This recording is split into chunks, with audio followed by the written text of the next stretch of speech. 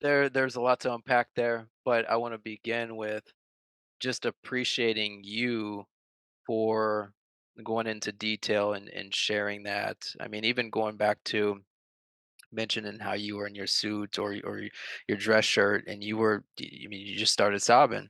And too many times, whether whatever culture, race, ethnicity, whatever it is, us men have the hardest time crying, showing feelings. And a lot of times men are like, well, I don't want to show feelings because then I'm not a man. Men, stop with that thought process because a solid man who is in touch with himself, like Vince, Vince is like, I'm an open book. I'm sharing what I've been through, how I've dealt with those things. And so again, Vince, I just appreciate you and how authentic you always are in letting the viewers and the listeners in on some of the things that you've gone through. As far as that time with, going through different jobs, getting laid off or getting released or family members passing away. It's not an easy time, but I just want to ask you one question as far as around resiliency. How have you become so resilient through that process? Because I know a lot of people say, well, I'm at rock bottom, I've never gone through anything, how do I pick myself up? Or in your situation, you've gone through multiple moves and multiple jobs where is either you stay, we'll just say, in kind of that dark space, or you pick yourself up. So again, how have you created resiliency in your own life after all of those experiences?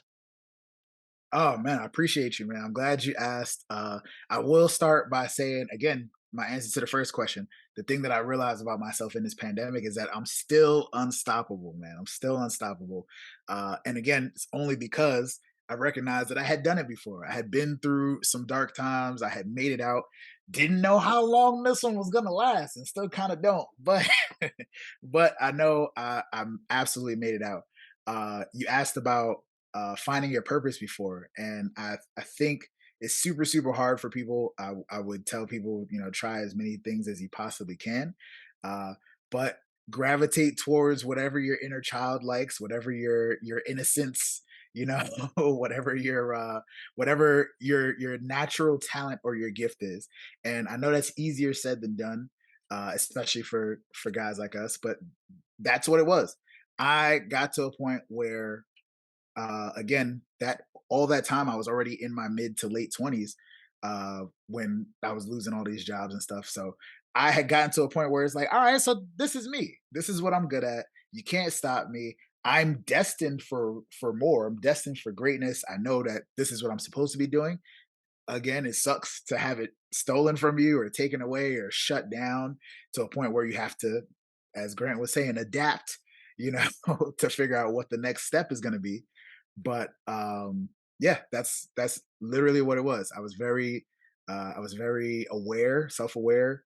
I was very true, and I stayed on the grind. Like, tell people all the time, I'm not great at much, but this talking game, you need me for a podcast, you need me to host something, I will be there. I will be there, and I will put my best into it.